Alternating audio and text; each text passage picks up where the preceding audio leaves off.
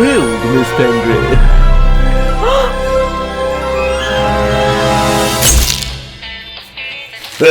The Raven's heir. Soon as one of them's caught, another one takes his place. Hey, Harold, have you read this? Harold? Harold?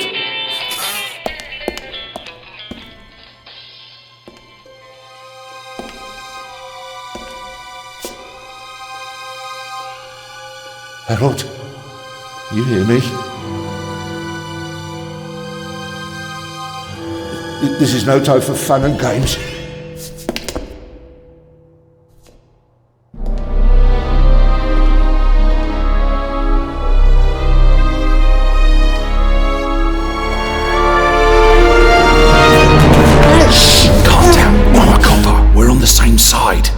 Copper, what are you doing here? And where's Harold? Harold? Well, there's another guard back there unconscious. That's probably him. The Eye of the Sphinx. Where is it?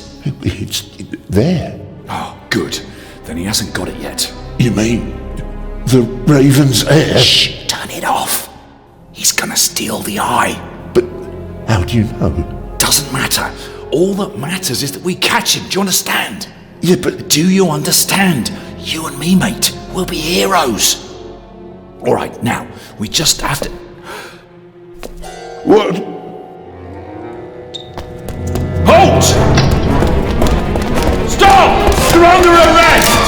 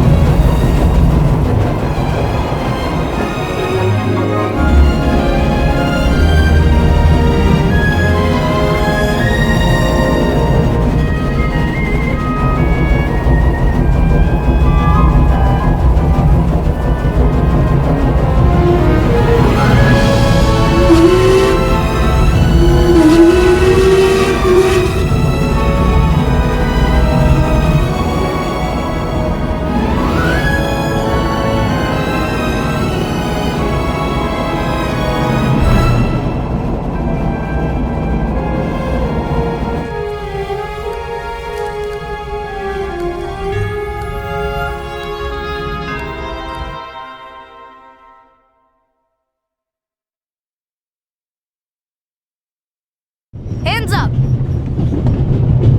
I don't have time to play. I'm on duty.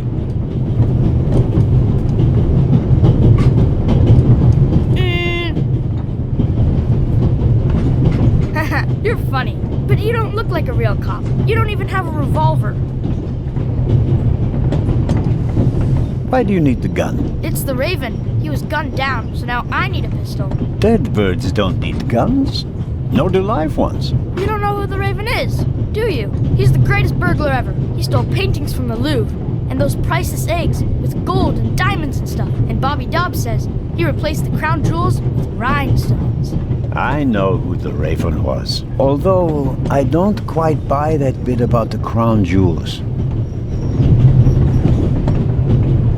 You do know these days there are thieves far more dangerous than your old Raven. 2 days ago, a precious ruby was stolen from the British Museum. There was an explosion.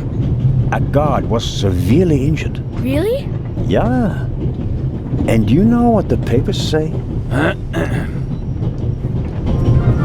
You talk too much, Constable. Zellner, monsieur. Anton Jakob Zellner. Or did he pull a gun on you? No, monsieur. Get a move on. Inspector Legrand, it's a great honor to work with a celebrity like you. We appreciate the support of the Swiss police, but it'd be better if you'd remain seated and keep an eye on things. But monsieur, your journey on this train is most unusual. Is it related to the burglary at the British Museum? Not in the least. And the safe? What's that for? I'll let you know if we need your help, Constable. If you'll excuse me, I'll be in the first freight car at the back of the train for the rest of the trip. I'm not here to enjoy the beautiful scenery. I am a good observer, and I have finally honed powers of deduction. Thanks to that? I watched the people on the platform in Zurich. I know, for example, that man over there is a violinist. That would be more impressive if there weren't a violin case next to him. And I believe that the gentleman in the next carriage is a German doctor on his way to Italy to take up a new position. And what gives you that idea? There's the rod of Asclepius engraved on his cufflink. And he's carrying a German-Italian dictionary. Maybe he's just taking a holiday in Italy, following in Goethe's footsteps. Too much luggage.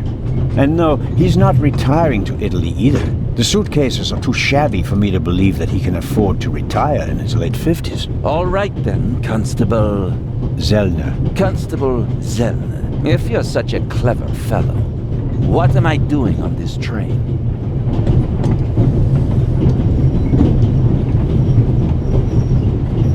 I think you're guarding something. Oh, really? And what might it be? I really couldn't say. But it must be very important. Why is that? Because you are very important. They wouldn't have assigned the case to you if it were just a trifle. Let's assume that we really are transporting something very important on this train. And let's assume that it really is my job to see that it arrives safely. Then why isn't the train crawling with police?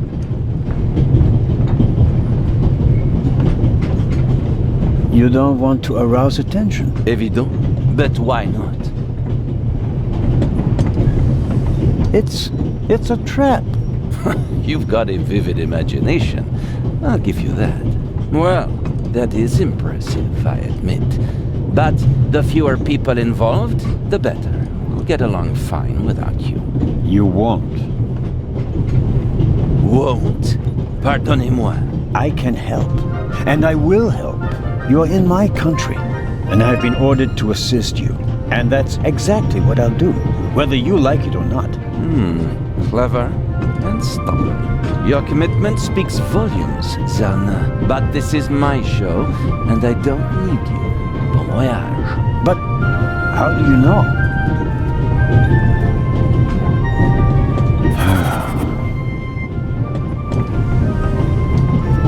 Oh, hello. You cheated. I did what? I saw you talking to the German doctor on the platform. He told you everything himself, and you were just pretending to put two and two together. And what of it? Do you know who that is? That's Inspector Nicholas Legrand. You have to impress him if you want to work with him. I'm going to tell on you. You'd really tell on me? To the very policeman who shot your dear Raven? Whoa! It was him? Mm-hmm. Hunted and killed Europe's most famous burglar. That's how he got his start. I won't tell him a thing. I wouldn't either. What's your name again? Matthew Miller, from Dillsburg, Pennsylvania. All right, Matthew Miller from Dillsburg, Pennsylvania. I have to do my work now. Everyone calls me Matt. Well, except for my mom. She calls me Maddie, as if I were a little kid. Whether Legrand wants my help or not, I'll keep my eyes open. Maybe I can change his mind.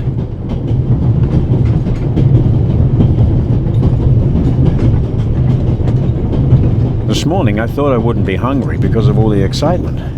Thankfully, I bought a sandwich with me anyway.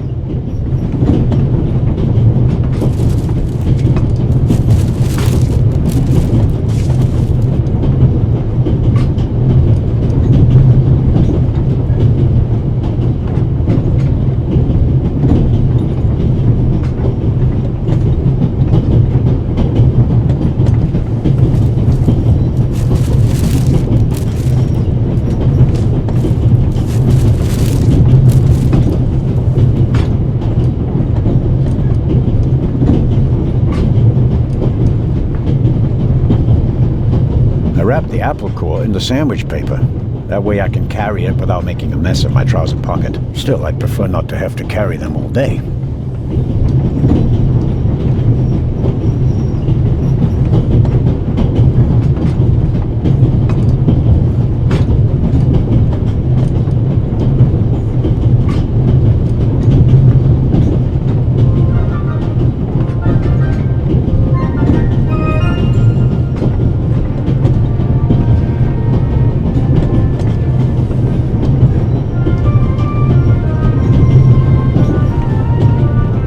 The napkin came with the croissant I bought at the train station.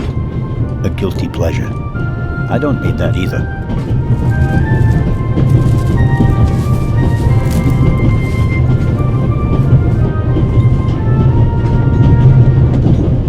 Every table has its own wastebasket. Practical. No need to ever leave your seat. Every table has its own wastebasket. Practical. No need to ever leave your seat.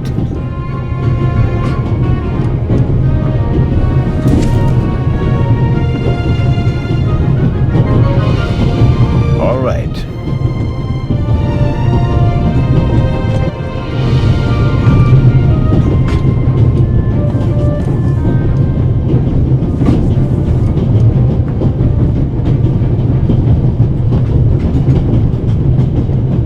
Pills. For my heart. I'm supposed to take one if I have trouble. My daughter insisted that I take them with me. She was strongly against this little adventure, but I wasn't about to change my mind. I bought it last week at a flea market. I like it because it tells a story. I suppose the previous owner bought himself a newer one. This one still works just fine, though. The Vicarage in the Mirror. A detective novel by my favorite author, Lady Clarissa Westmacott. For years now, I've been trying to convince my theater group to stage one of her plays. I'll leave it there. I'll pick it up before I get off.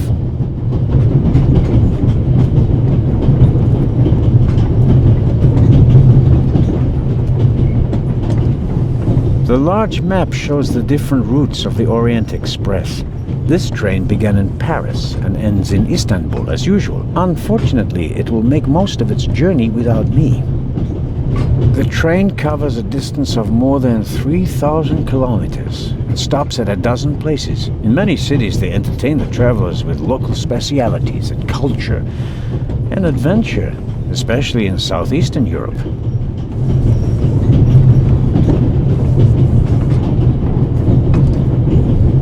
We Swiss are crazy about trains. We don't just have a lot of railroads, we have the most beautiful ones in the world.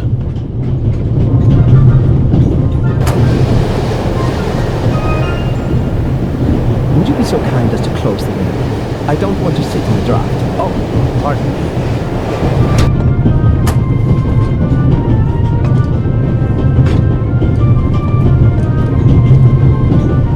The violinist is a good-looking fellow, and he's traveling through the most beautiful mountain landscape in the world. But one can only hope that his violin is better tuned than he.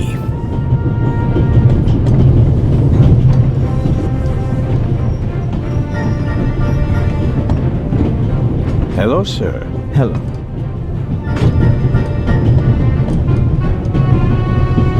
If I'm not mistaken, you're a violinist. That's true. A wonderful instrument. The violin music touches the soul. That's why I learned to play it. Do you play in an orchestra? No, orchestras aren't really part of my world. A solo violinist. The best soloists travel a great deal and make a pile of money, or so they say. In that case, I'm probably not one of the best. Oh, of course. What I really wanted to ask is, did you notice anything unusual on the train? Anything unusual? Persons acting suspiciously, for instance. For heaven's sake, is there cause for concern? Everything is in order, sir. We Swiss are just very cautious people. I understand. No, I didn't notice anything. Are you traveling to Istanbul non-stop? No. I'll transfer in Venice to a ship. I'm on my way to Cairo. Cairo? I'm performing at the reception in the Egyptian Museum there. Have a good trip. Thank you.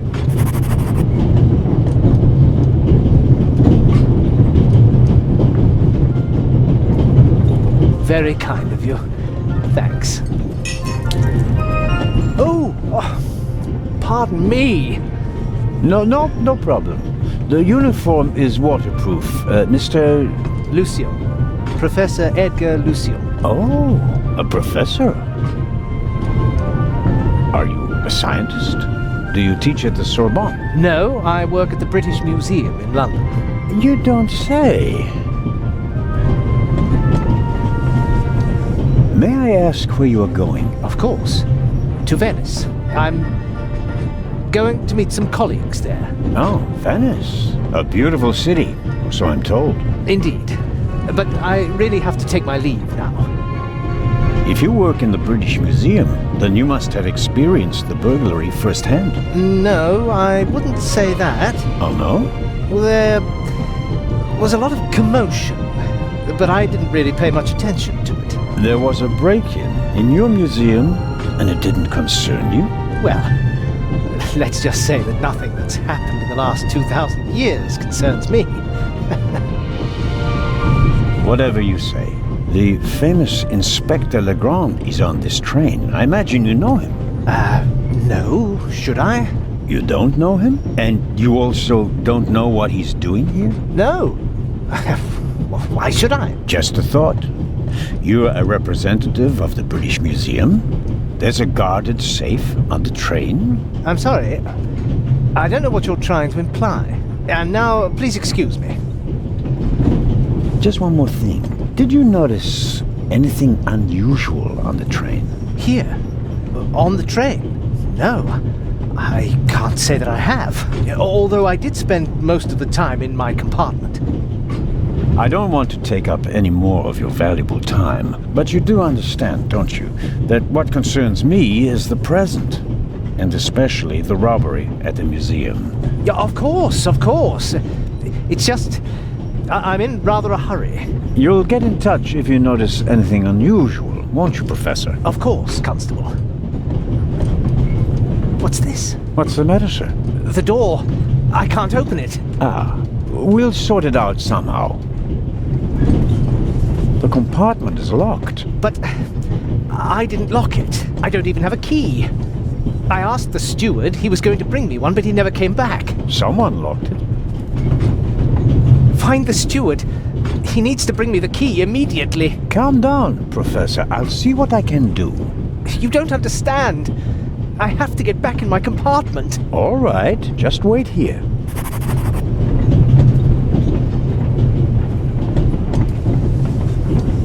You can easily lock the compartment door from inside by turning a little knob. But I didn't lock it.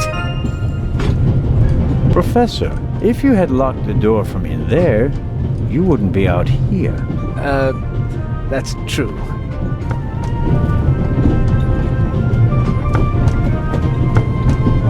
Perhaps a thoughtful conductor noticed that Professor Lucien wasn't in his compartment and locked it.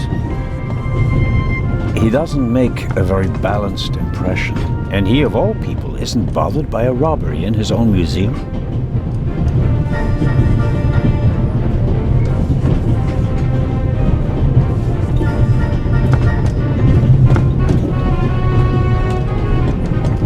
I don't believe that... It's no use. The bolt is too short to get a good grip on it.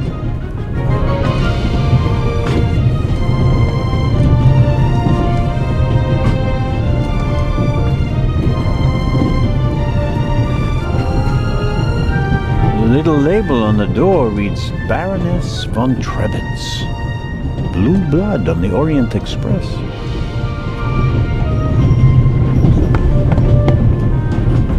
Yes, what is it? Whoever that is, James, ask them whether they found my purse and then closed the door. The noise on this train is driving me crazy. You're missing a purse. Was it stolen? At the very least, I cannot find it, sir. It was stolen. When did you... When was the last time the Baroness saw her purse? What? In Zurich, on the platform, sir.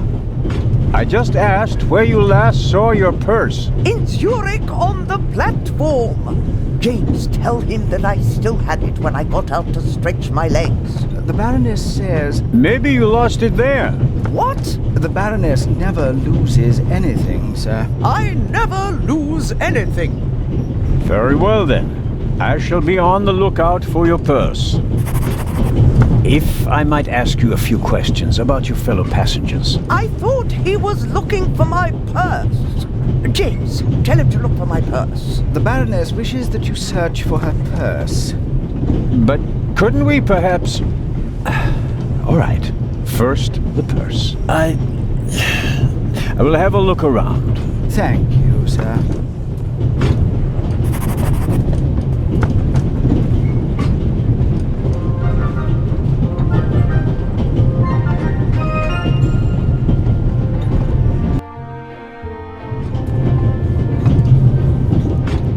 I don't believe it.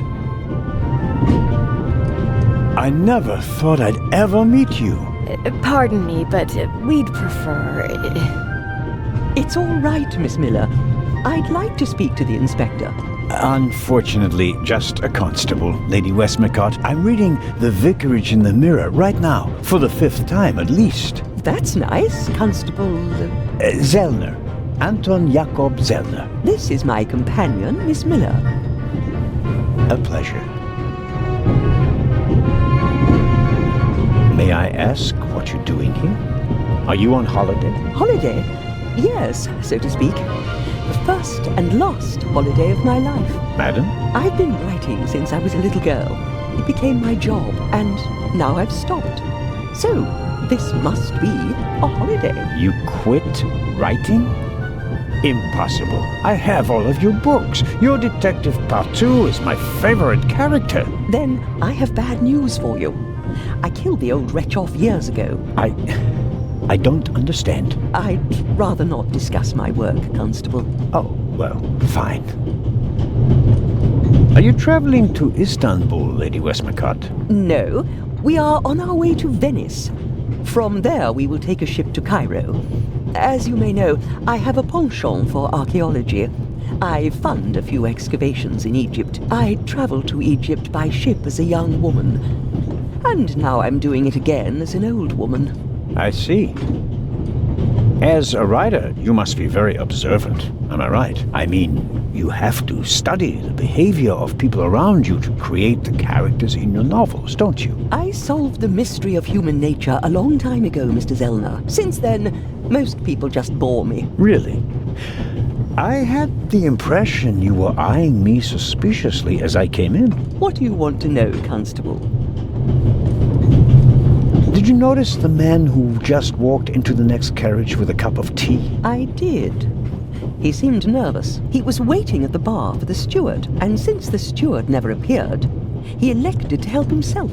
He took 2 biscuits. He seems pretty young, but he's already a professor at the British Museum. Interesting. I'll have to talk to him later, just out of courtesy, of course. Of course. Did you notice the blonde man with the violin case? I certainly did. He introduced himself and tried to make a good impression. People like him are drawn to wealth and fame, like moths to a flame. But his charms failed on you. I know him by name. David Kreutzer. He was a drain on my friend's purse. Do you think he has a money problem? People like him always have a money problem. No matter how much you give them, they always spend twice as much and complain that they have far too little. Did you notice anyone else? What about the doctor or the Baroness? I notice that you've asked me about everyone, except for the inspector who went in the direction of the freight car a few minutes ago. Isn't that the Frenchman who made his name when he caught the raven? I wouldn't quite say caught. Well, shot. Why don't you ask me about him and my theory about what he's doing here? I don't think we should discuss Inspector Legrand's investigation in public. Legrand, right. That was his name. Will he save the day again? Or will you? Constable. There's something else. A passenger's purse has gone missing. I suppose you haven't seen it. I'm sorry, Constable Zellner. As you know, I only deal with murder, not burglary. Have you asked my boy yet? Maddie is good at finding things. I'll go and do that now. As much as I'd like to keep talking, duty calls. You were right. Madam? I did observe you as you came in. You seemed so eager. It's been a long time since I've had a chance to prove myself, madam. And this is it? Your chance? I do hope so. Then grab it. Even small people can make big changes, as my friend Ronald likes to say. I shall do my best.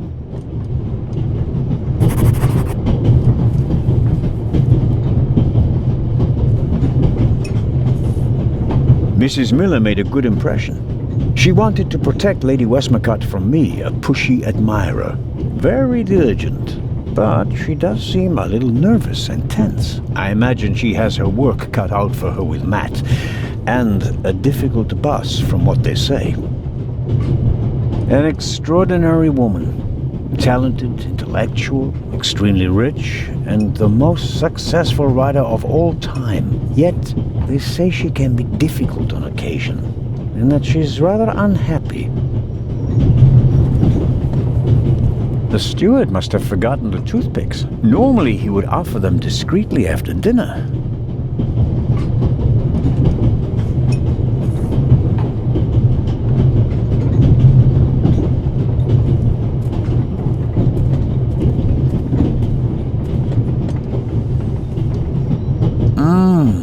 Butterscotch. I've loved them since I was a child. Their only drawback, they don't play nice with false teeth. Maybe if I just suck it.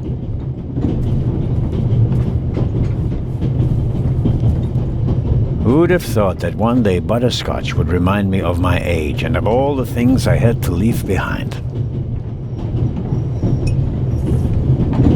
I suppose the steward won't object to me having a look around in his absence.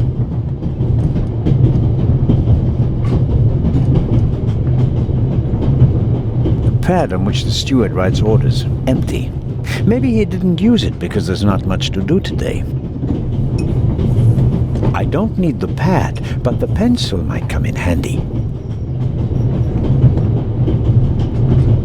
The steward probably uses the scissors on hard-to-open packages. These days, nearly everything is sealed up tight. A colleague recently told me about dry powdered soup in small bags. I couldn't believe it. I'll leave the scissors here. If I need them, I know where to find them.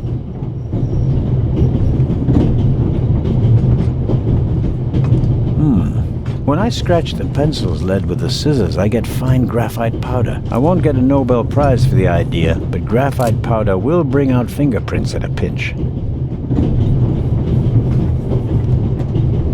Perhaps he keeps the compartment keys in there. Locked. Where could he be? A shortwave radio. It's amazing how small these things have become in the last 10 years.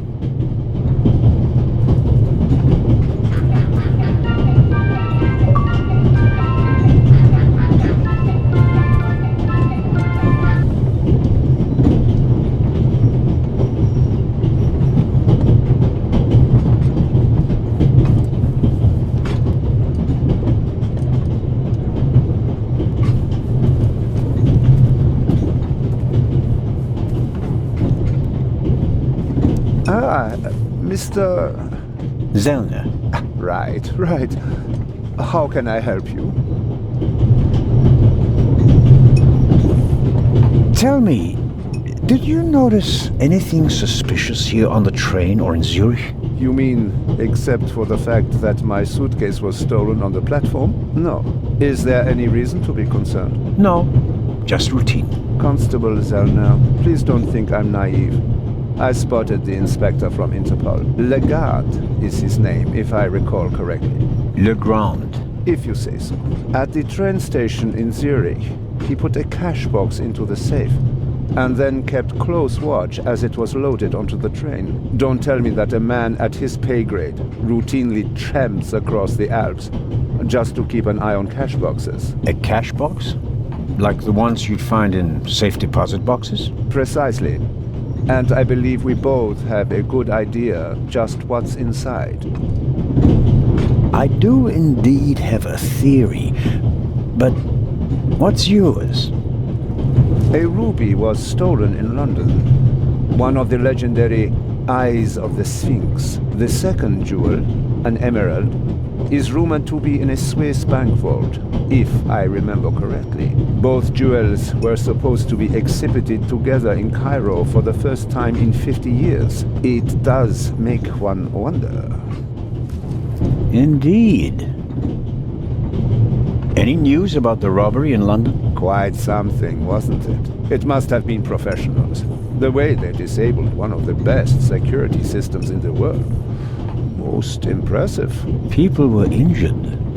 Well, one cannot execute a robbery of that scale without collateral damage. It seems like the Raven has finally found a worthy successor. We can look forward to new and spectacular coups. I'm afraid I won't enjoy his exploits this time around if the new Raven is so reckless. That's your prerogative. May I borrow your newspaper? You can take the section with the article on the burglary. You're interested in that bit, aren't you? You caught me out. Here you go. Dankeschön. There's something else. Do you know where the conductor is? I'd like to know that myself. I told him to search for my missing suitcase in Zurich.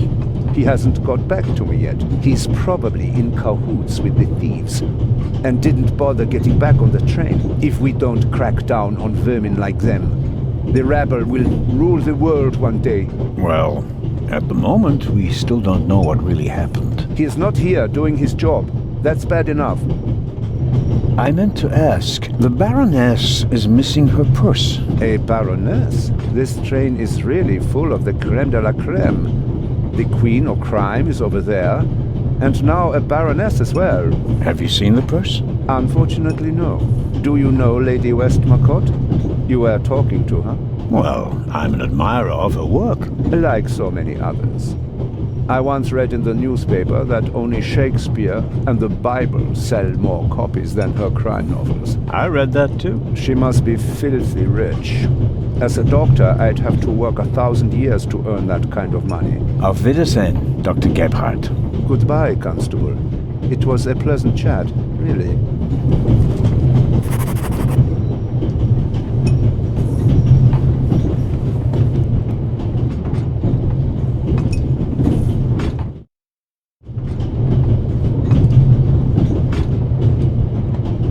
Luna's Drops, the calming herbal liqueur for women. A glass a day, it relaxes the nerves and maintains domestic tranquility. Luna's Drops, if you don't want to bother your husband.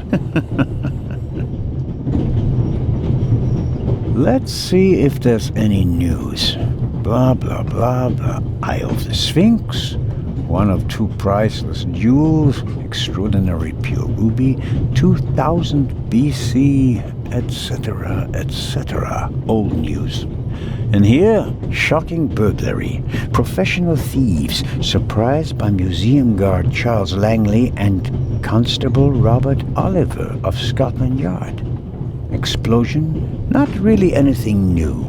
One of the two eyes of the Sphinx, a ruby that's nearly 4,000 years old, was stolen from the British Museum. The burglar was surprised, but managed to escape with his loot without being recognized. That's the official story. But it says nothing about Legrand and the second eye.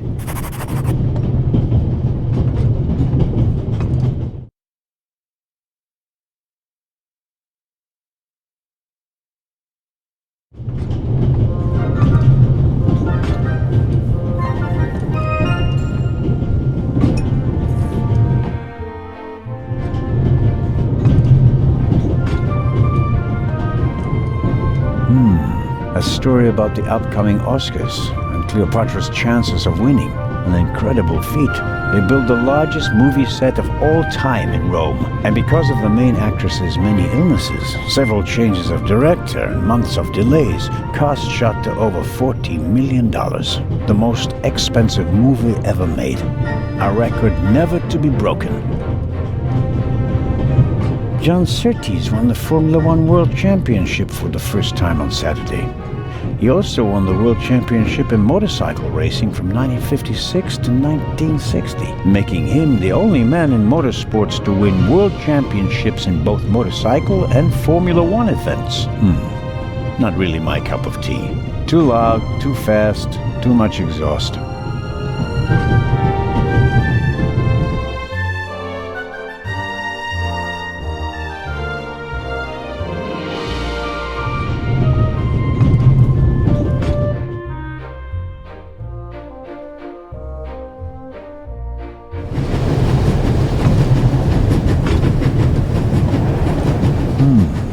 A box with a padlock.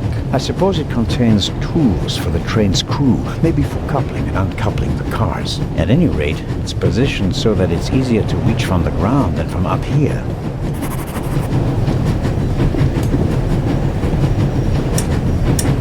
Locked. Bang, bang! Huh? Don't move! Matt, have you gone mad? I'll shoot! Hey, my pistol! You'll get it back in Venice. I could have fallen under the wheels. I thought you were a ghost. Ghosts don't exist. They do too. One just flew past the window. Yes, sure. Now get moving. Oh, man.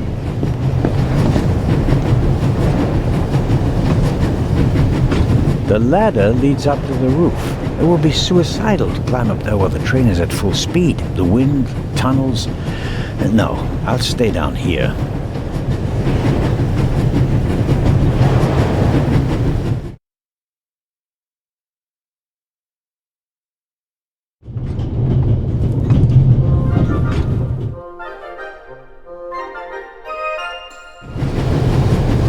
I strongly suspect that the door is locked.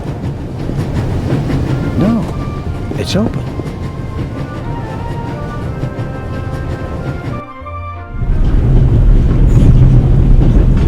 Hello? Wow. Don't move a muscle, you feathered fiend. Put the gun down, Robert. If I may introduce Constable Robert Oliver from the Yard. This is the revered Constable Zellner of the Swiss police, who obviously couldn't control his curiosity. Then I was right. You really do want to lure someone into a trap. That's none of your business. Perhaps that someone recently struck in London. And how would I bait my trap then? With an eye? An eye on its way from Zurich to Cairo? Someone has done his homework. Well done, Constable. I hope you'll acknowledge that I, as a Swiss policeman, can undertake investigations in my own country. Are we still in Switzerland? I could be your eyes on the train, as long as you're here in the freight car. Oh, really? There is a certain Professor Lucien on the train. He's an archaeologist from London. And what's his story? Well, it seems someone locked him out of his compartment. Locked him out? Well, yes. The door is locked and he's standing outside without a key. Was it locked from inside? It may have been. Do you think the locked door could be important? Professor Lucien plays an important role in this story. Well then, Constable Zellner, be my eyes and ears on the train and see that Professor Lucien gets back into his compartment. Report back to me when you're through. My pleasure, monsieur. Constable Robert Oliver. Is it possible that I read your name in the newspaper? Could be, sir. Could very well be. Robert was there when the first eye of the Sphinx was stolen. Why were you in the museum? Did you spot something from outside? Well, sir, I noticed that a door was ajar, which was suspicious, and it was my duty to investigate, sir. Scotland Yard gave him a commendation and assigned it to me as a liaison.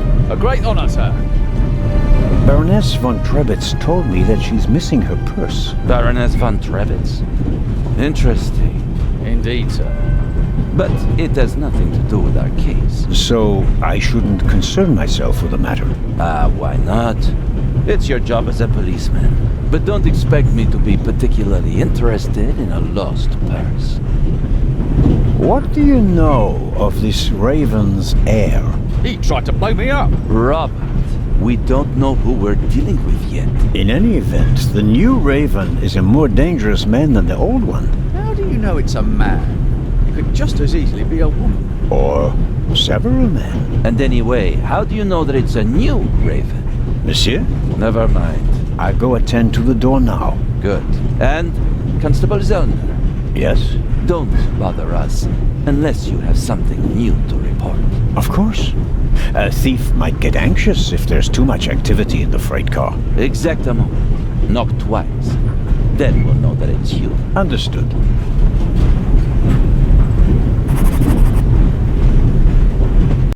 An investigation on behalf of Legrand that takes me one step closer. If I can convince him of my competence, I might even be able to see this case through to the end.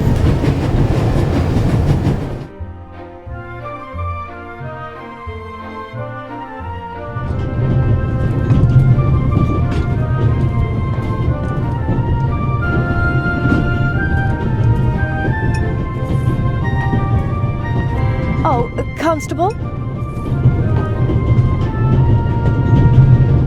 Yes, ma'am.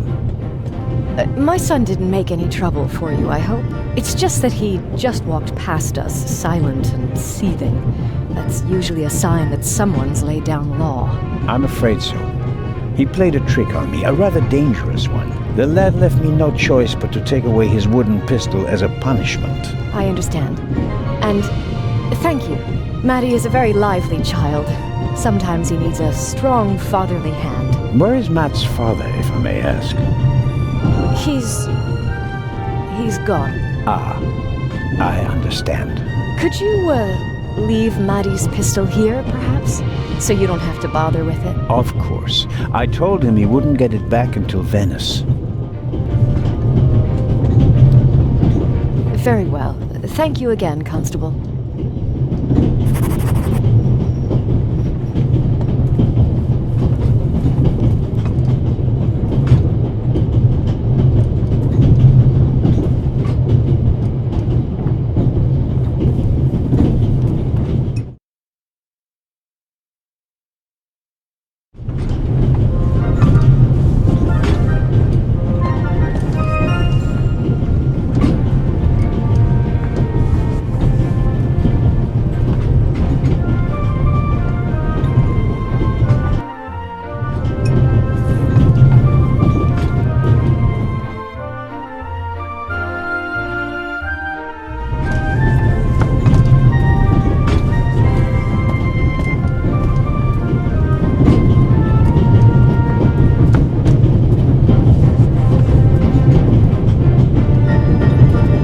Hello, Matt.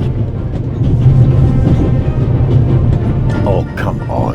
Are you going to be angry with me for the rest of the trip? Until I get my pistol back. I gave it to your mother. Oh, man. Couldn't you have just raked me over the coals? Would you have learned anything from that? I didn't learn anything from this either. Should I ask for an autograph? That would be quite unprofessional. But on the other hand...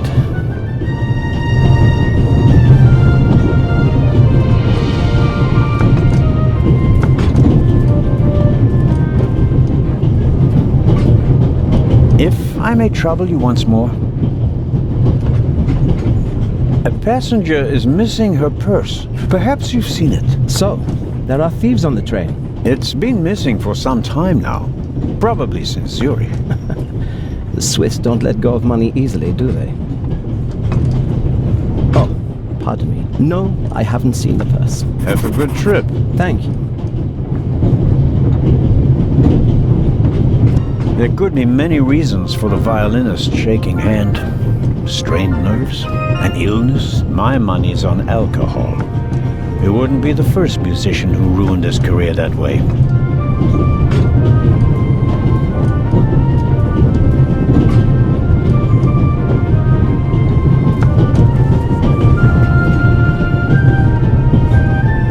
like a butterscotch? You think you can bribe me? I have no reason to. You made trouble and got punished for it. Take it as a peace offering. Just 4? If I'm faster than you, there'll only be 3. Hey! Friends again? Mm-hmm. All right then. And no dangerous nonsense anymore. Okay. Your mother is Lady Westmacott's companion, correct? Yeah, but it's not like you think. At first I thought, boy, you must be really wicked if you need to pay for friends. But the lady's really okay. A bit odd and really old. But other than that, she's great. She likes me. The lady has peculiar taste. Hey! You and your mother, do you both live on Lady Westmacott's estate? I'm only there for the holidays. Most of the time I'm at boarding school. I imagine that's not very pleasant. No, it's fine. I have friends there. You always have to be so quiet in the lady's house. And I'm not allowed to bring any friends. Such a big house with so many places to hide. And no one to play hide and seek with. You said it. And how long has your mother worked for the lady? 2 years. And your father? What does he do? He stayed home. I used to go fishing with him. And hunting. He even let me shoot a real gun. And then? Then Mom fought with him. And he left. I was 7. Oh. And how old are you now? In 8 months, I'll be 9 years old. And do you already know what you want to be when you grow up? A burglar? No. We'll see. Maybe an actor. Really? Well, I don't know. You need a lot of talent for that. I'm an actor in a theater group, you know? You are? Oh, yes. And I'm one of the best in our group, if I may say so. I get really deep into my roles, you know? I don't just talk like the character. I think like him. I become him. It's the only way to... Matt, are you okay? I think you just have to be good at copying things to be an actor. That wasn't bad. Disturbing, but not bad. The Baroness in the second compartment over there is missing her purse. Do you have any idea where it could be? Do I ever? That guy over there with the violin case? What about him? He picked up something in Zurich and put it in his violin case. Really? Yeah, and he made sure that nobody saw him. But you saw him. Uh-huh. Did you also see what it was? Nah, not really. But now that I think of it, it must have been the Baroness's purse. I should look into it, shouldn't I? I think so. Tell me, have you seen the steward anywhere? No. He was walking around a little while ago, though. Hopefully they didn't forget him in Zurich. What's he supposed to do? I'm looking for a key to open a compartment door. Did you check his things behind the counter? I'm sure the drawers will be locked. Can't you break it open? Or pick the lock like the Raven? Perhaps. But I'd need a piece of wire or something like that. Ask my mom. She has a lot of hairpins. She doesn't like the wind messing up her hair. Thanks for the tip. So long. So longer.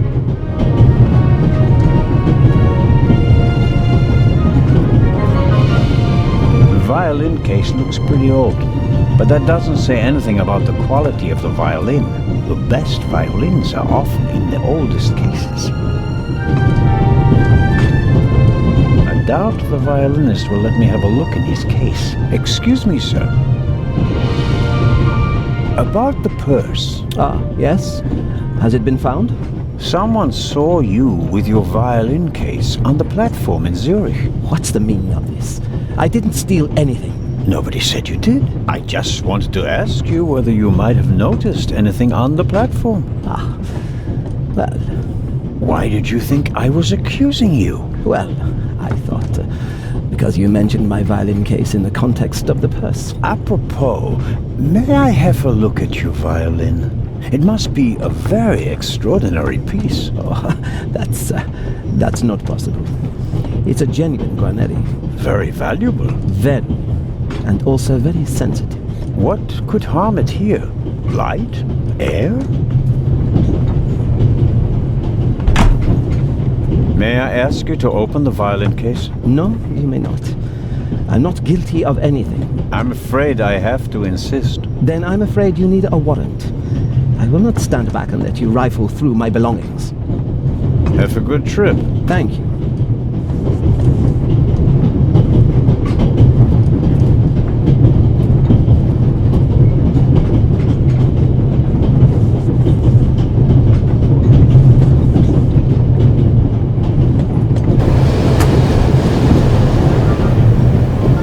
What are you doing? Didn't I make myself clear? The window stays closed.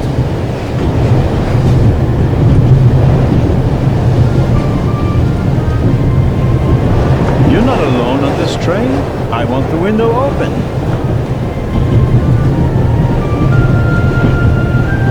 Swiss politeness doesn't seem to be what it used to be. I'm not going to catch a cold because of you. Go somewhere else if you don't like it.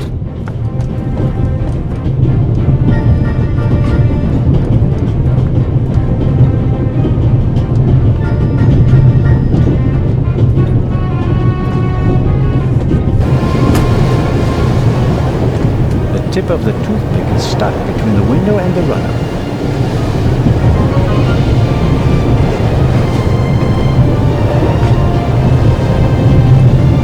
What nerve! I'll complain to your superiors.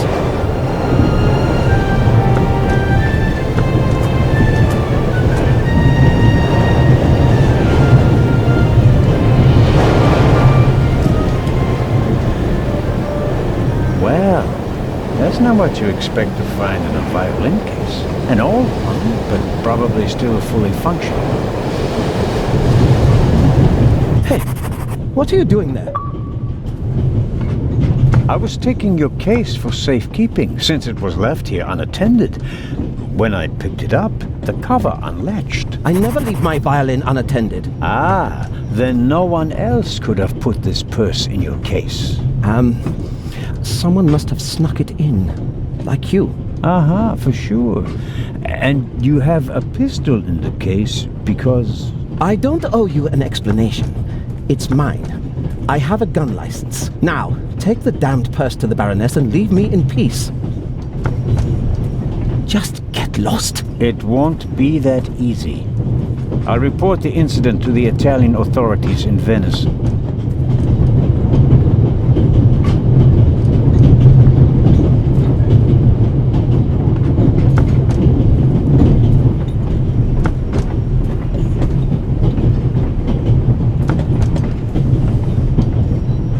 Should I take a look inside?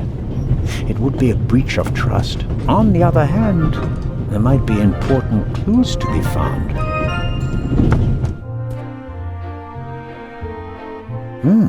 Banknotes. British pounds, French francs, Italian lira. Much more than most would carry with them. But probably suitable for a wealthy lady like the Baroness. And here? A picture. A family in a garden.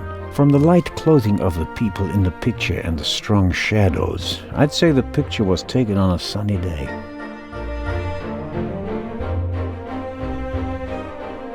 Tough to read. It's old-fashioned German. I learned it in school, but I'm a bit out of practice. I've been writing with the Latin-style script for 10 years now, like everyone else. Seems like it says... For my dear little sister Meta, summer in Masuria, 1926. The Baroness must have been a young woman in 1926. She probably spent the summer holidays with her family there. Pleasant memories carried in a picture, but it's none of my business. I should give the Baroness her property back.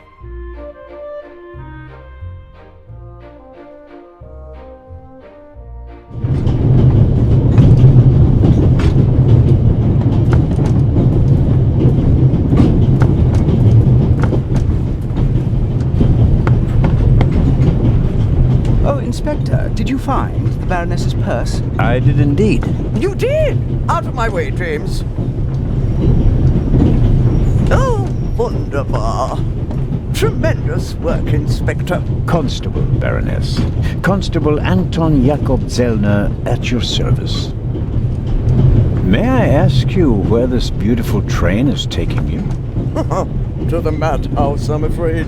One is close to the brink of insanity with this constant shaking and rattling. Have you ever tried flying, Baroness? Do you know how little luggage one is permitted upon an aeroplane? It defies all reason and good taste. Have you heard about the burglary at the British Museum? Heard about it? I'm directly affected by it. How so? I'm in charge of the Friends of the British Museum. And for your information, I'm financing the exhibition. Exhibition? What exhibition? The exhibition in Cairo. Where did you think we were going? The eyes of the Sphinx were supposed to be exhibited together for the first time in decades. Now that one of them is gone, the exhibition will be rather less sensational than we'd hoped. On the other hand, there's a chance that all the uproar will generate more attention, and that the exhibition will still be a great success. Perhaps, but we wanted to show them both together. That was the whole point. Can you tell me anything about your fellow passengers, Baroness? No, not really. I could hardly care who's penned up in here with me. Oh, no. Wait a minute. Lucien is here, the professor. Poor fellow. The eye of the Sphinx that was stolen belonged to his collection. Professor Lucien is an Egyptologist. But of course. As director of the Egyptian department at the British Museum, he has to be. The whole burglary thing really upset him. Director Thomas told me he was a nervous wreck. I'll take my leave of you now, Baroness, and I do hope your journey becomes more bearable. Yes, indeed, Inspector. Constable. James?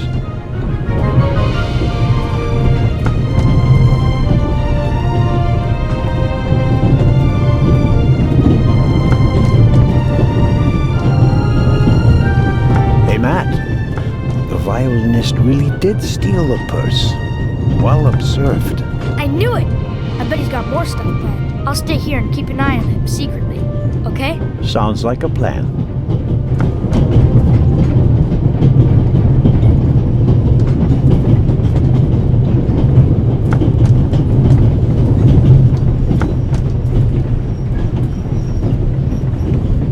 Professor Lucien?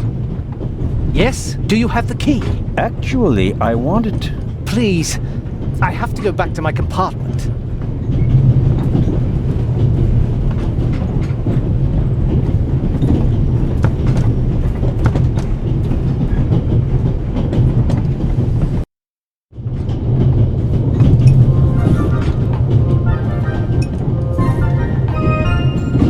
Excuse me, Lady Westmacott. Constable Zellner, how can I help you? I was wondering if you might... Sign your book, Constable Zellner? If it isn't too much of an inconvenience. Of course it's an inconvenience, but only a small one.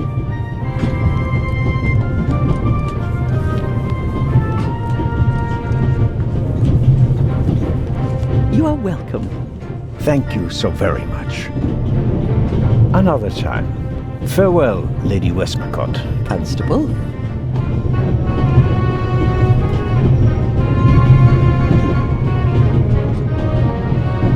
Mrs. Miller? Yes? Did you notice anything unusual on the train? Oh, I'm afraid not. I was totally focused on my work. She's always got an awful lot to do, my Mary. You have to tell me if that's not all right with you. Good Lord, child. Knit as much as you want. So, nothing out of the ordinary? No, Constable. Please excuse my unusual request, but Matt said you have some hairpins. Could I borrow one? One of my hairpins? It's a long story. It would be a big help. Well, if you really need one. Go ahead, Mary. The constable won't do it any harm. Will you, Mr. Zellner? Of course not, madam. Is this one okay? It'll do nicely, madam. How very kind of you. Goodbye, Mrs. Miller. Goodbye, Constable.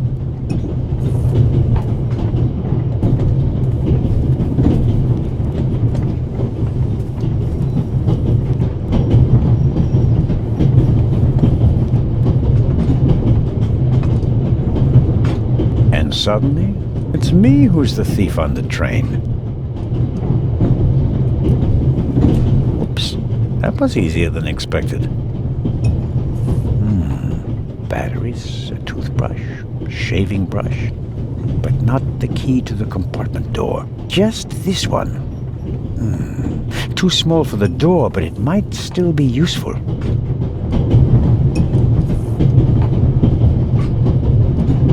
A key to a padlock. I'm sure of that. It's not the first time I've held one.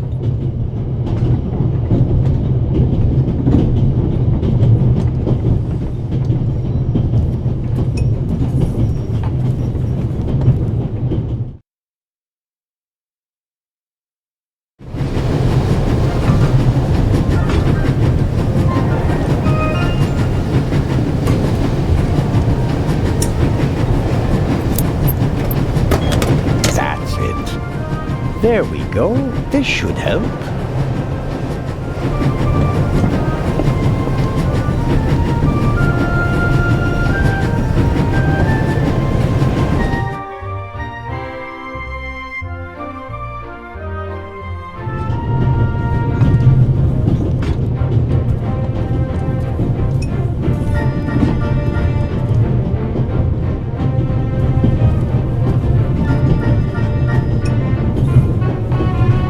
Mrs. Miller? Yes? Thank you for your hairpin, Mrs. Miller. It really got me out of a jam. Oh, really? That's good to hear. And thank you for bringing it back to me. Not everybody would have. I'm a Swiss policeman, madam. I couldn't do otherwise even if I tried. Goodbye, Mrs. Miller. Goodbye, Constable.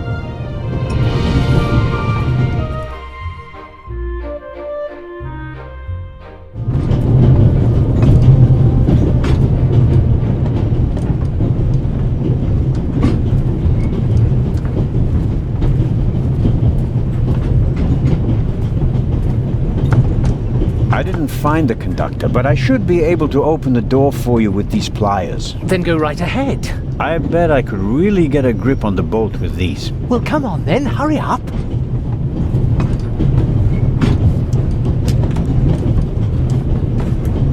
Hello? I barely left the window ajar. Nothing to see.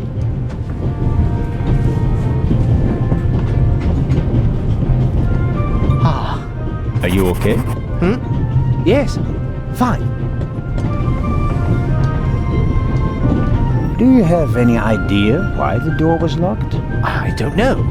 Maybe the constant vibrations caused the lock to lock itself. You can't possibly believe that. Well, then what's your theory? The conductor could have locked it from the outside. On the other hand, it could have been someone here in the compartment who locked the door from the inside. Who? And where have they gone? They could have climbed out there. Who would be that insane? You tell me, Professor. So, what are you hiding in your bag? What do you have that would be worth stealing? No, nothing. No valuables? Certainly not. Not on my salary. It was enough for a first-class compartment on a luxury train. That's my business. You're playing a dangerous game, Professor Lucien. I believe you and the inspector do know each other. What makes you think that? It seems like the two of you are running a haulage company specializing in safes. I won't comment on that. It's a matter of international importance. Tell me, Professor, would you happen to have a key in your briefcase? And if so, would it still happen to be there? Then all would be as it should. That's what we hope, at least. All the same, it would have been a simple matter for a thief to make an impression of it. Right, Professor? Oh. And the break-in? It wasn't an issue for you? Even though you're the head of the department where it occurred? All right. The burglary was most upsetting. And shocking. And I didn't know what to do, okay? And you couldn't just tell me that. The fewer people who know about it, the better. I can't trust anyone. You're not only going to Venice, are you? Could it be that your journey will continue? All the way to Egypt, perhaps? I'm on your side, but the more you lie to me, the more difficult you make my job. I'd like to look around a bit. Of course.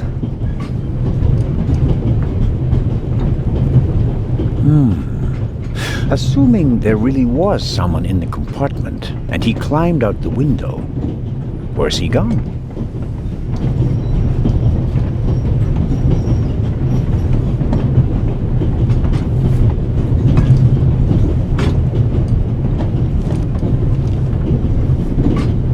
What are you doing? I'm trying to make what I suspect are fingerprints visible. And? Found anything?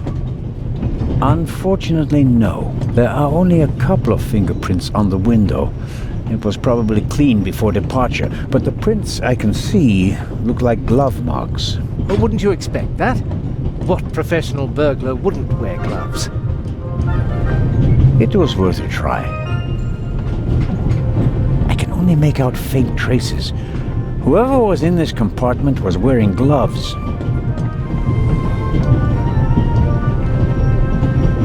What's this? What do you have there? It's a button. From a suit or a uniform, I guess. The burglar might have lost it. Maybe. Or maybe not. If I notice anyone with a missing button on his jacket, I'll ask him about it. But I wouldn't get my hopes up. If there was a burglar, he climbed out the window and jumped off the train.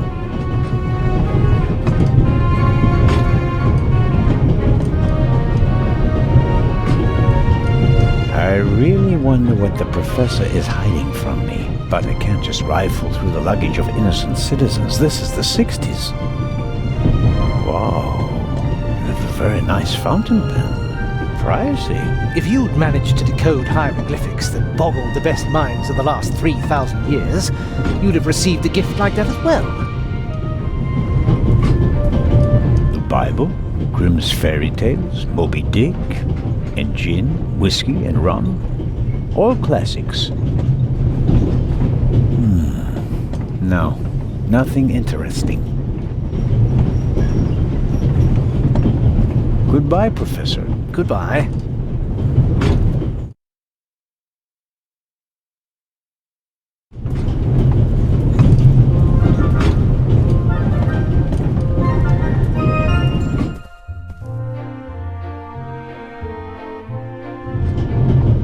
Pardon me, sir. We could have used you a few minutes ago.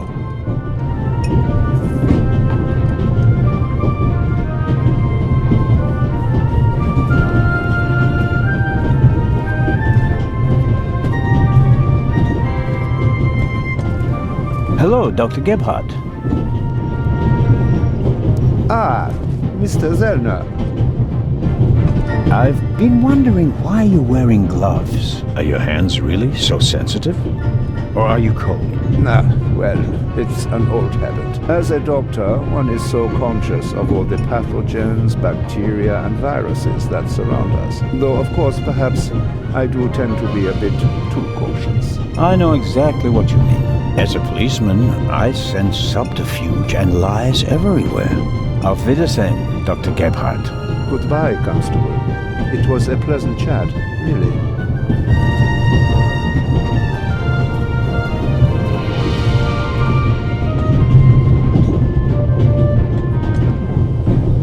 What? Someone broke off the radio's antenna. This could be a long trip to Istanbul.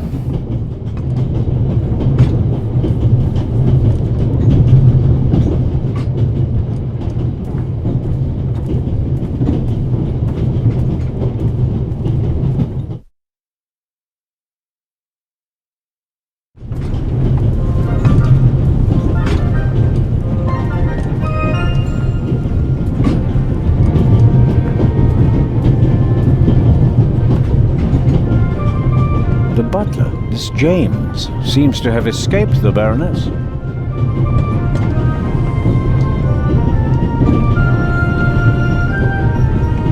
Good day to you, sir. Can I be of any assistance, sir? I wanted to ask you a few questions.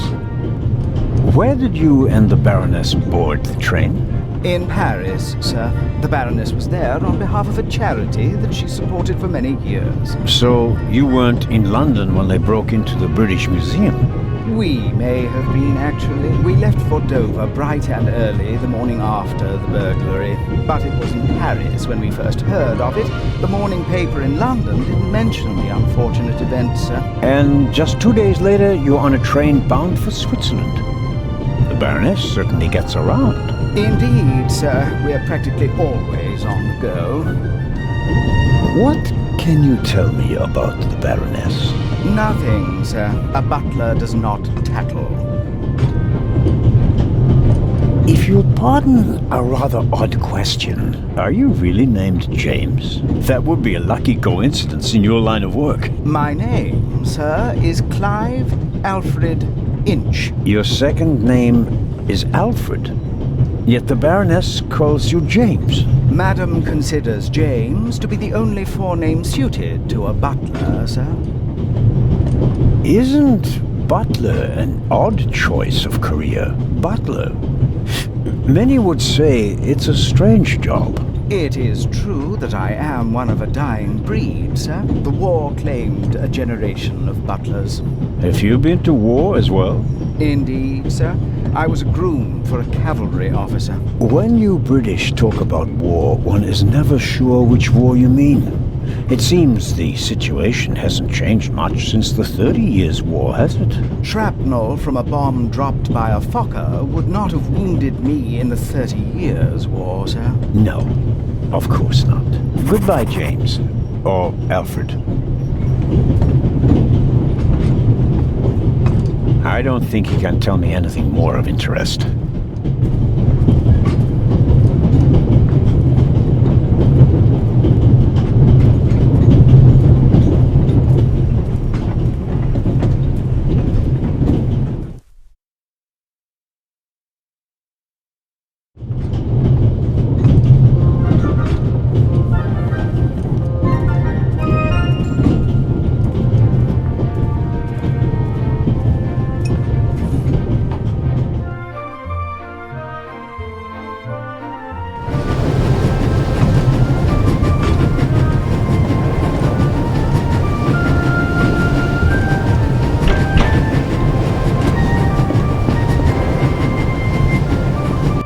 Inspector Lebron? Anything to report?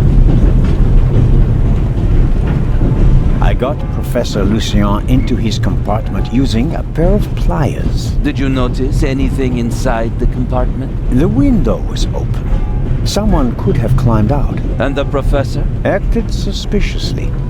He rummaged around in his leather bag. And? He seemed to have found what he was searching for. Good. Good work. Now, perhaps you could give me some information. All right. We should... What? The light's gone out! Flashlights!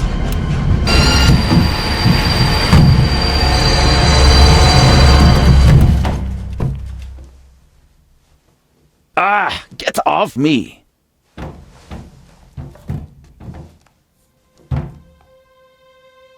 There, sir. An envelope.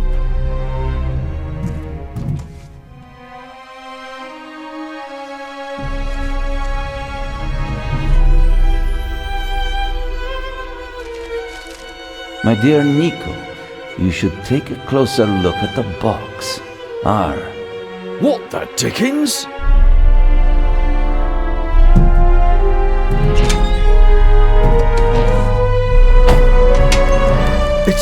It's a... Away with it! Take cover!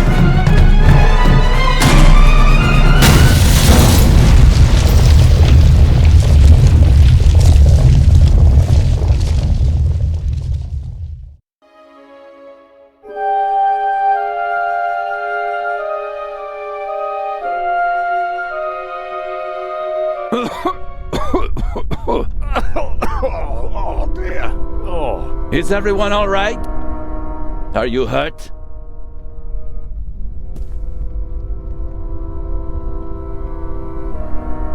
Quick thinking. Well done, Zellner.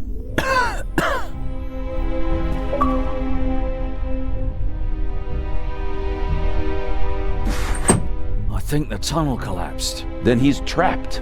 Hurry, we have to lock the second exit. Sir, there's a fire up ahead. The engine's burning. It's a distraction. Hurry, block the exit. But sir...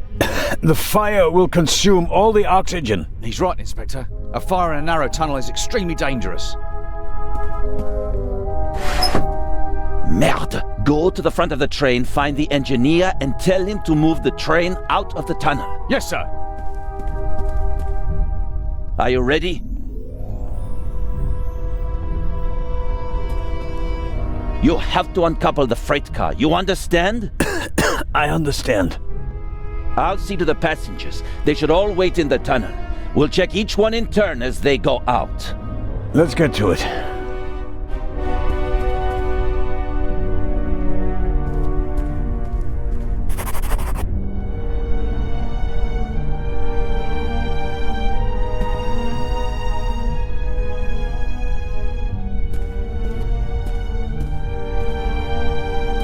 A lot was damaged by the sudden stop, but the bowl was thick enough to survive the fall.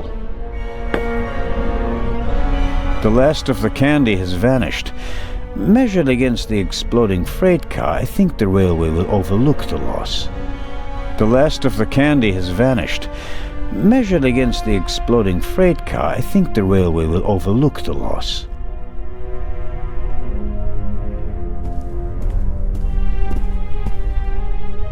Champagne, the finest. Maybe we'll open a bottle if we get out of the tunnel alive. Until then, though, it's no use to me. Carling Black Label, a British beer. No good. Insufficient alcohol content. For practical purposes, I mean, not for drinking. Whiskey, scotch, rum, liqueurs, enough to entertain everyone on the train all the way from Paris to Istanbul.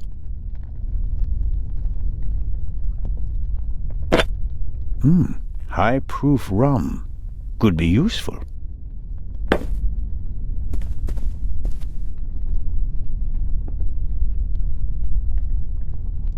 Pills for my heart. I'm supposed to take one if I have pain. I haven't needed them yet. The last of the candy has... Pills for my heart. I'm supposed to take... Rum from Austria. Believe it or not, it's 80% alcohol by volume. There's no way anyone would drink it straight.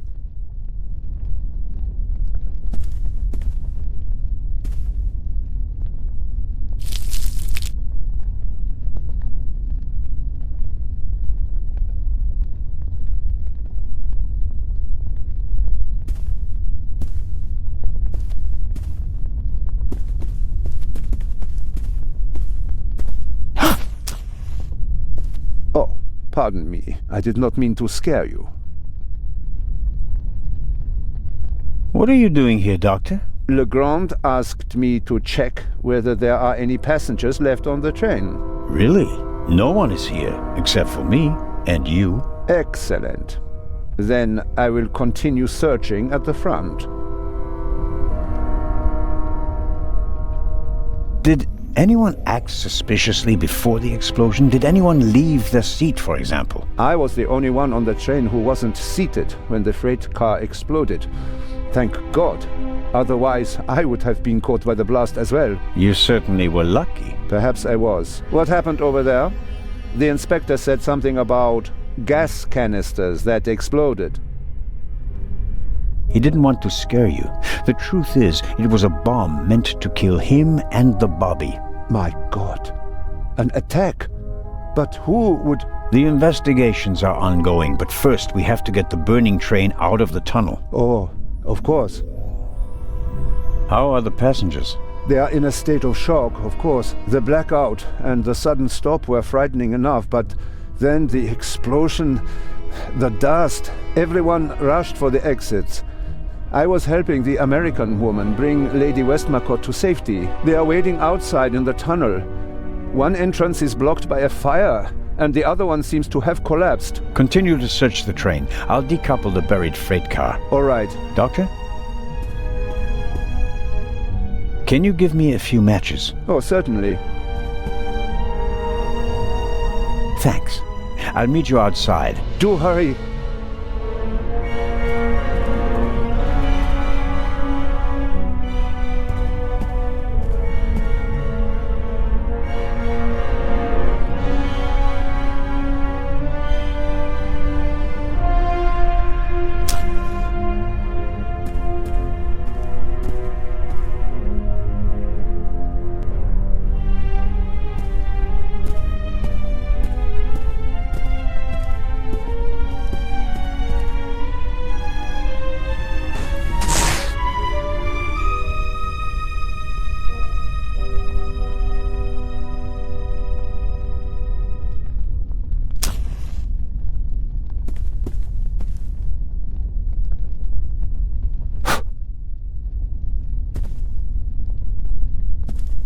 I don't see Legrand or the constable, but I can make out the silhouettes of some of the passengers. They seem to be unscathed. All the same, the fire is getting bigger, and I don't have much time.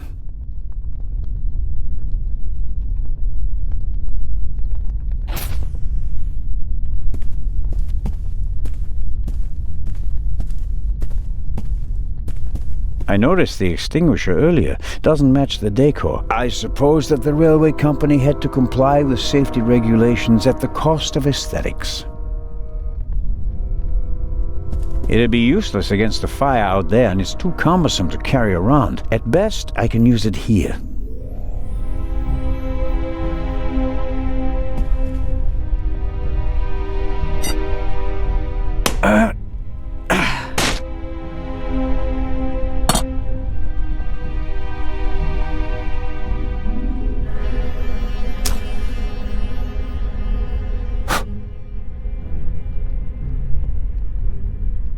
All right, let's go.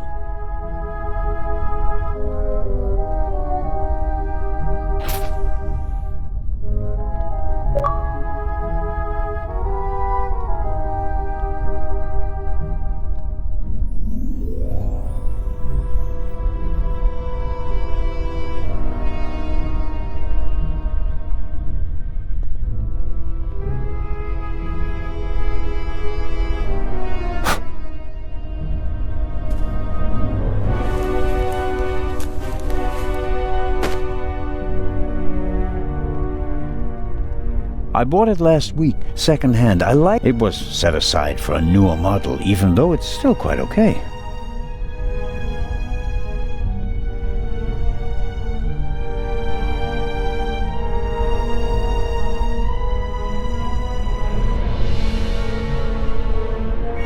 That should do it.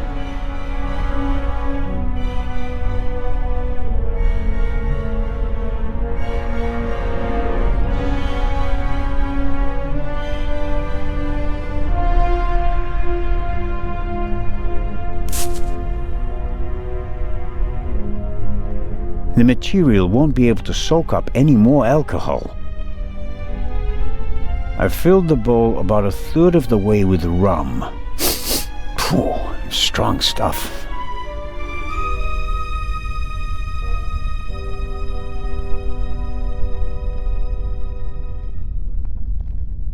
I've filled the bowl. Phew, strong stuff.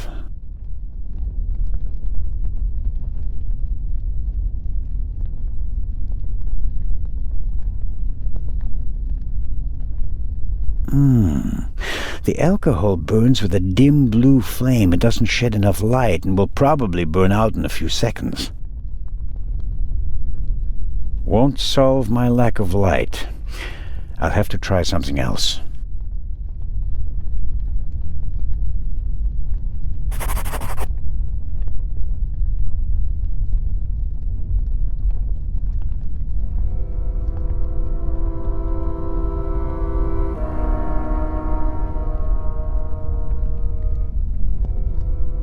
That should do it. Can't really say the fabric was eager to soak up the rum. I, on the other hand, soaked up enough in my fingers to smell like a drunk.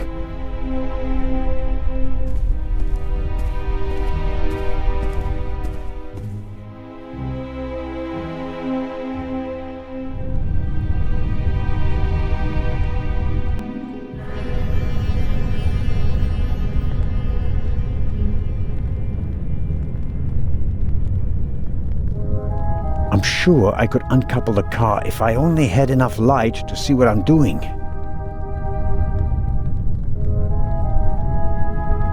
Okay, I'll smear some grease on the curtain.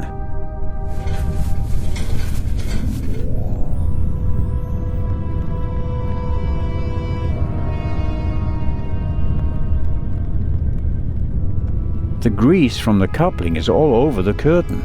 It'll never be clean again.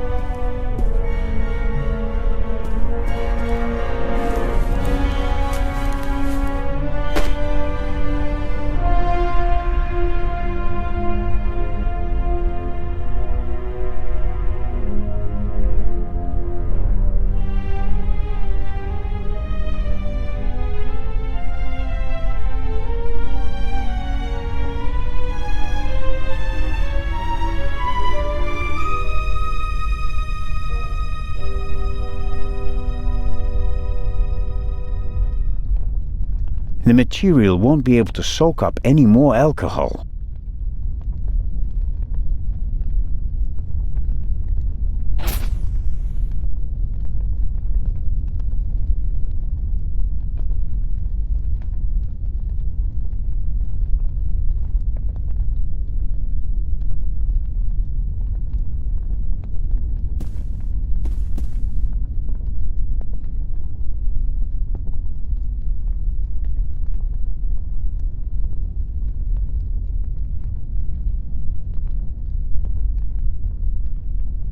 I filled the bowl about a third. Phew.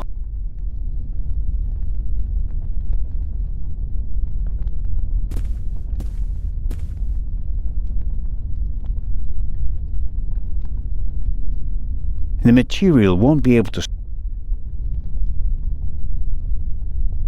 The material.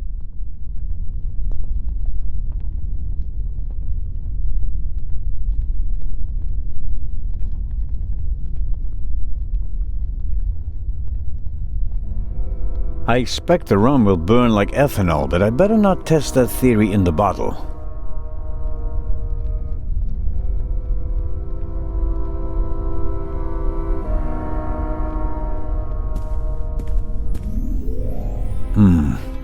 Just as I expected, the alcohol burns with an almost invisible flame.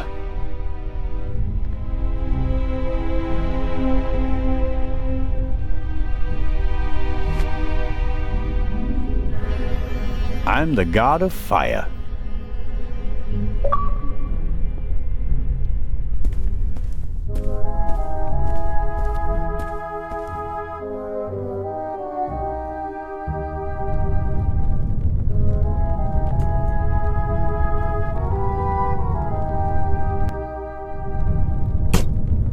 That's better now.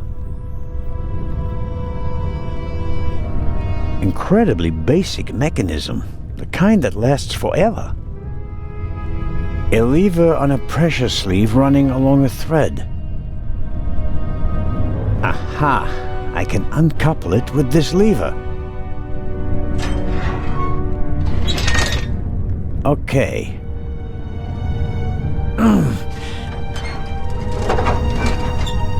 There we go. Time to get out of here.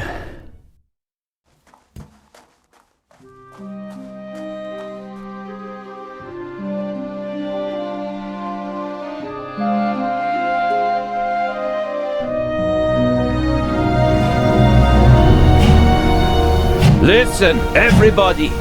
Listen! Robert, what's the situation? Yeah, I couldn't find the engineer, so I got in the driver's cab myself and released the brake. All right. Good job. You too. Listen, please. Matty! Where's Matt? Where's my son? Relax, madame. I'm sure. Help! Maddie! No!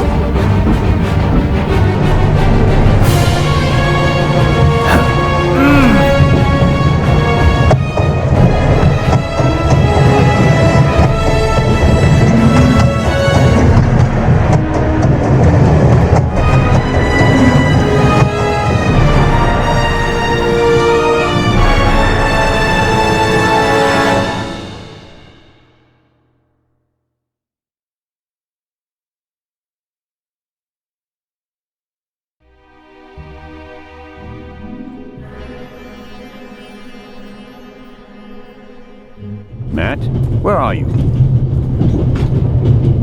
Oh.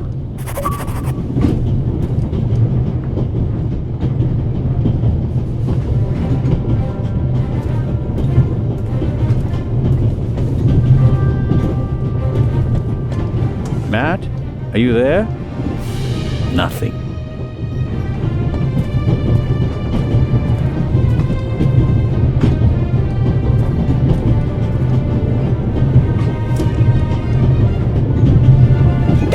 That makes things extremely complicated.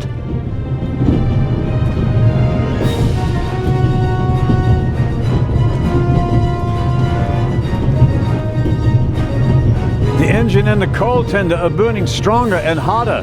The airflow is feeding the flames. I have to decouple the wagons immediately. Sooner or later, the engine will be blown apart.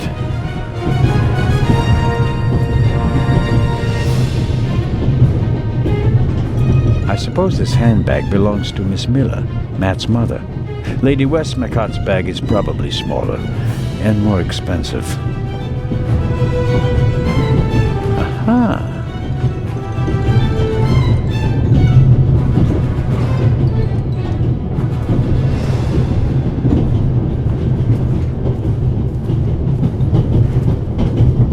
Hey, there you are. What were you thinking?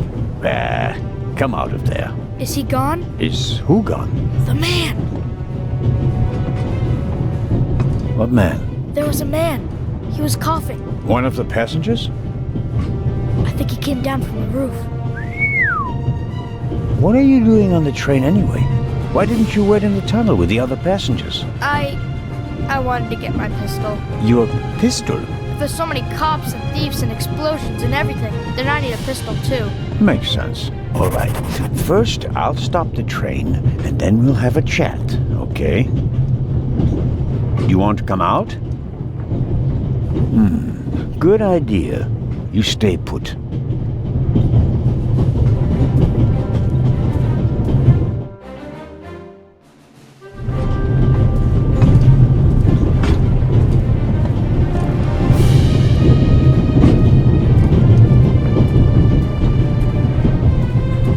If the emergency brake doesn't work, I'll have to try something else. Here goes.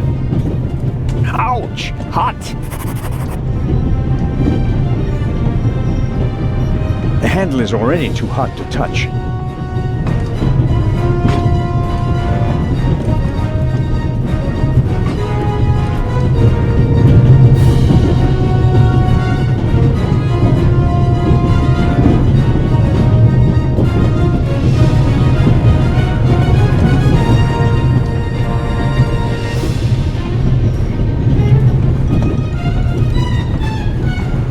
Get in. I presume the Baroness's luggage toppled over and is blocking the door.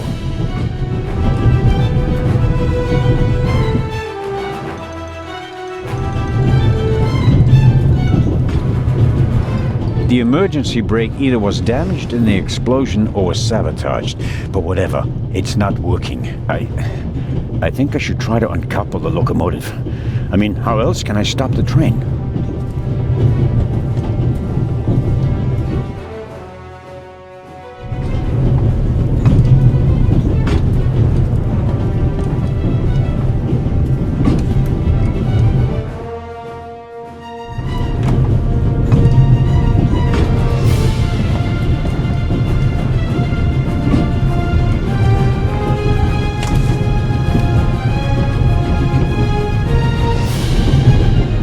large, soft towel. Very comfortable.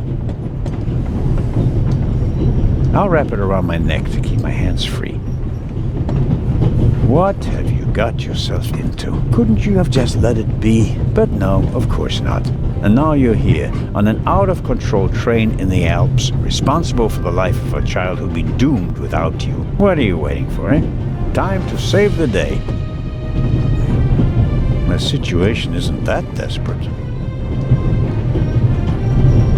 The tanks don't seem to be damaged. The water is still running.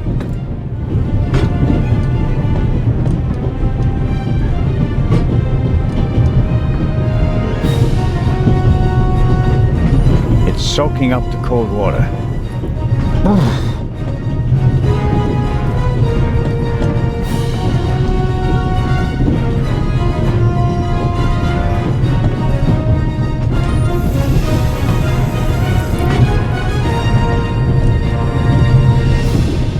Professor Lucien's suitcase. Unlike the leather bag, he left it behind when he fled the train with the other passengers.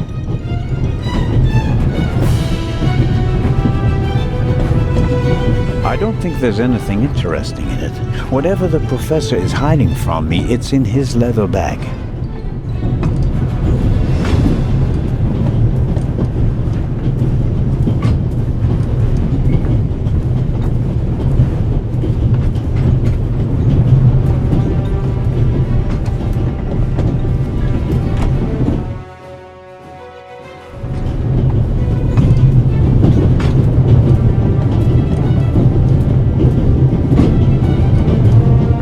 They see out of the window because of the smoke. I don't know how much coal is burning on the tender up there, but it must be tons. I can't do anything about the fire.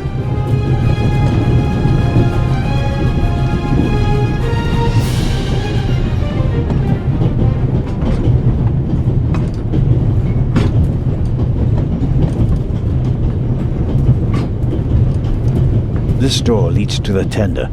It will be uncomfortable, no doubt, but I don't think that the flames are directly behind the door. I suppose there's a relatively safe space in the lee of the tender where one could stay a little while.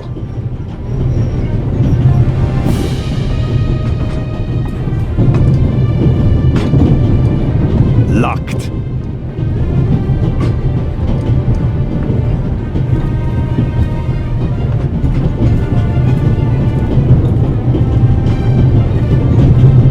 Access for emergencies. If this isn't an emergency, I don't know what is.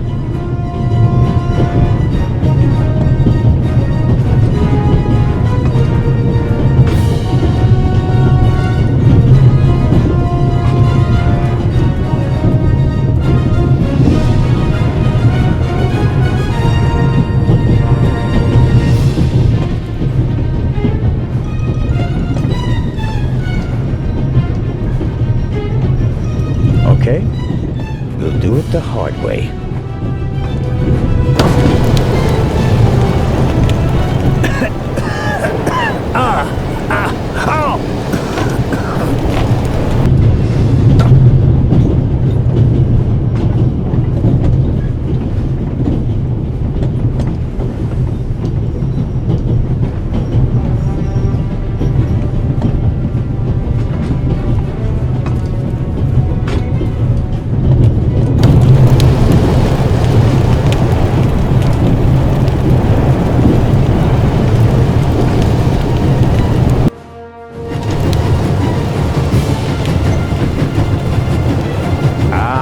Coupling. It looks just like the one on the freight car. That means at first I have to turn that thing there. That keeps it under tension.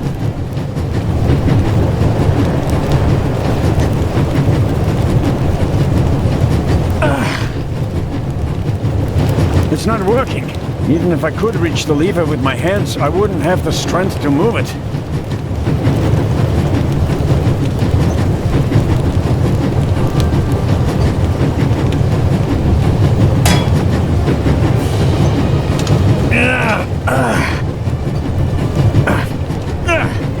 That should do the trick. The coupling won't release because it's under too much tension.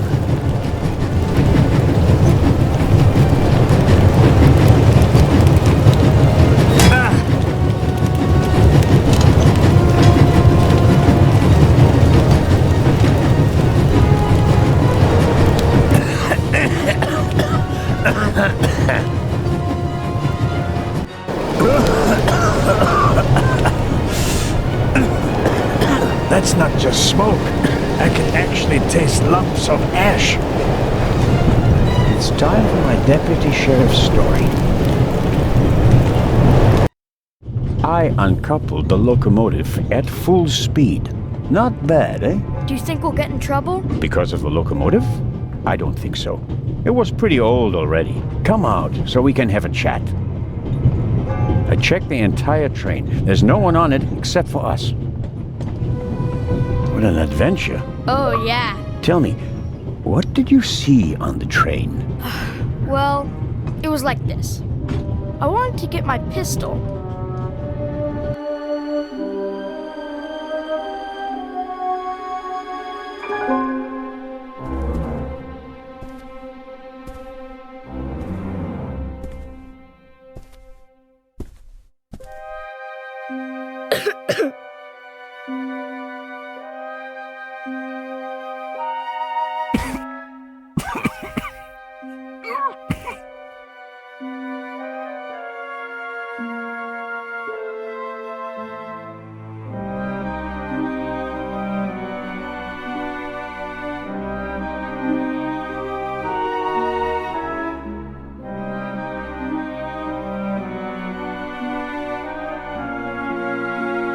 Achoo!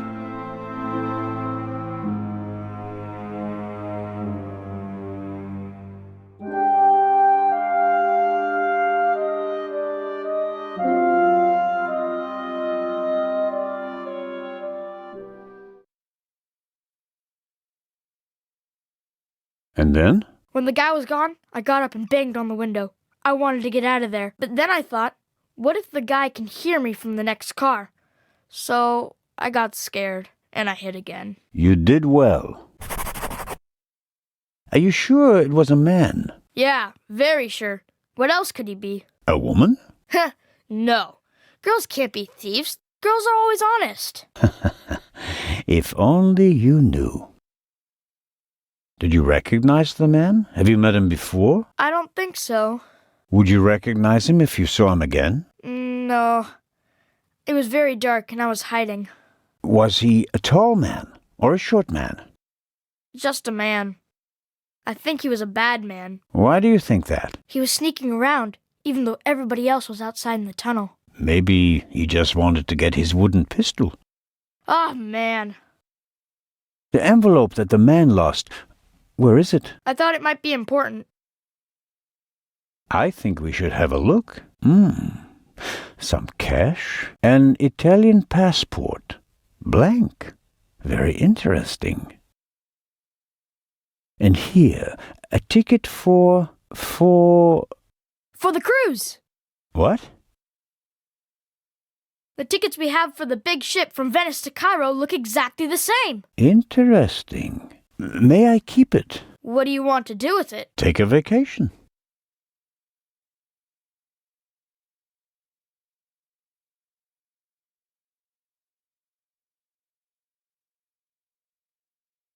It's evidence. And my chance to go with you. The ticket and everything else in the envelope are part of my investigation, and you have no part to play in Cairo. If I hadn't given you the envelope, you'd have no proof that the Raven's heir would be on the ship. The ship is his next chance to steal the eye, and he won't give up until he has it. And that's precisely why you should let me come along. No. I deserve to come along. What you did was extraordinary. Far more than anyone could have a right to expect from you. And you still want to leave me behind? You met our foe and barely escaped with your life. You may not be that lucky next time. It wasn't luck. You can return to Switzerland with your head held high. Enjoy your triumph. I have not achieved anything yet. The fiend tried to kill us, and he's still at large.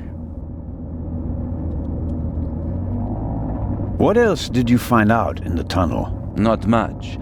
After we came out of the tunnel, Robert and I questioned the passengers. Which didn't turn up anything new? No. The engineer and the fireman were missing. They were found a few kilometers back on the track. Both claimed to have been overwhelmed by a shadow and thrown off the train. But you don't believe that. I'm checking their stories. One of them may have been paid to eliminate the other one. How could the Raven's heir have found out about the trap? How was he able to put the dynamite in the box and place the letter? The dynamite was probably already in the box when I put it in the safe. I didn't check it. You had no reason to do so. It wasn't my only mistake. I knew someone was on the roof of the freight car, but I let myself be distracted by that damned letter. How did you know? Too late. I should have reacted instantly. I'm coming with you. Full stop. The thief was able to place 10 sticks of dynamite in a cash box right under my nose. For all we know, you could already be sitting on the next bomb. You cannot come. But, Inspector...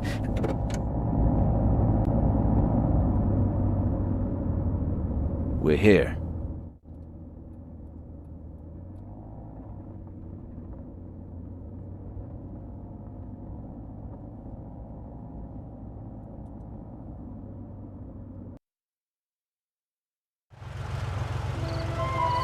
Inspector Legrand, an urgent telegram from Paris.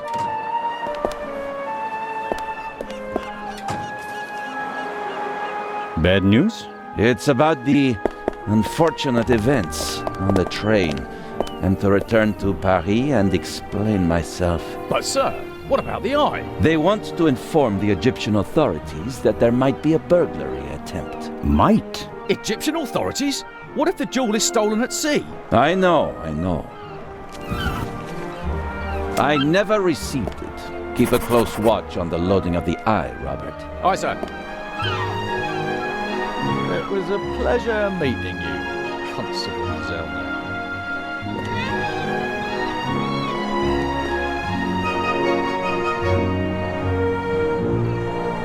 What is the constable's problem with me? I think he's jealous. Scotland Yard assigned him to assist me, just as you were sent by the Swiss authorities. With the distinction that he may go to Egypt. Robert is to accompany me at all times. Your mission was restricted to Switzerland. At this moment, I want to be sent back to Switzerland just as much as you want to be sent back to Paris. I know, but I'm walking on thin ice, and I can't carry you too. And the second eye is in that safe? Yes, an emerald. It's been kept in a bank in Zurich since the start of the war. I personally took it out of the bank vault, and Professor Lucien certified that it was the real thing. And while a fake jewel was sent by train, the real one was brought here in an armored car. How is it protected? You can only open the safe if you have 3 special keys. Professor Lucien has one, and Baroness von Trebitz, who's paying for all this, has the second. The third was sent by air courier to Dr. Abbas Mokhtar, the director of the Egyptian Museum in Cairo. So, not even you could possibly open the safe before it arrives in Egypt. That's correct. We don't want to make it too easy for potential thieves. Commendable. I hope you're aware of the fact that you're risking your career. Indeed I am. Why do you care so much about this case? Someone pretends to be the Raven, and you promptly risk your career? What if he's not just pretending? What do you mean by that? It's his handwriting. And there's only one person who ever called me Nico. Have you ever considered the possibility that I shot the wrong man? But what do you mean by that? Let us assume just for a moment that the person I shot and who fell from the roof was not the Raven. Who would have cared enough to uncover the truth? The chief of police, the politicians? No. They wanted to revel in a successful manhunt, and it was the best thing that could have happened to the Raven. The search for him was over. He had no reason to fear me anymore. I had so many medals afterwards that he could hear them jingling kilometers away. And now he's back? And you're the only one who can stop him? Does that sound probable to you? The feathers, the letters, Nico. No one outside the police force knew that the Raven used to call me that in his letters. Policemen gossip, and there are plenty of forgers. You can't seriously intend to stake your reputation on such weak evidence. My reputation rests on something that I probably did not do. I have to find out who's behind all this. Let's review. One of the two most valuable jewels in the world was stolen. Obviously, the second one will be next. And you suspect a legendary burglar who's been dead for 5 years. Go on. The second jewel is about to be put on board over there, in a safe that requires 3 keys. Our thief may already have the first key, the archaeologist's key, from the train. We don't know anything about the status of the second key, which was meant to be air freighted to Cairo. We have to assume that he already has it. Therefore, there's just one key left. The Baroness's. Correct. So, you'll need my eyes on board. Look, you can keep your eyes open for me here on the wharf. I'd be most grateful. But when this ship sets sail, you will not, I repeat, not be on board. But, Inspector... We're dealing with a dangerous man, and I will pursue him regardless of the consequences. I won't let you get mixed up in this affair. It's still my decision. No, it's not. It's mine, and I've already made it. Good day, Constable Zellner.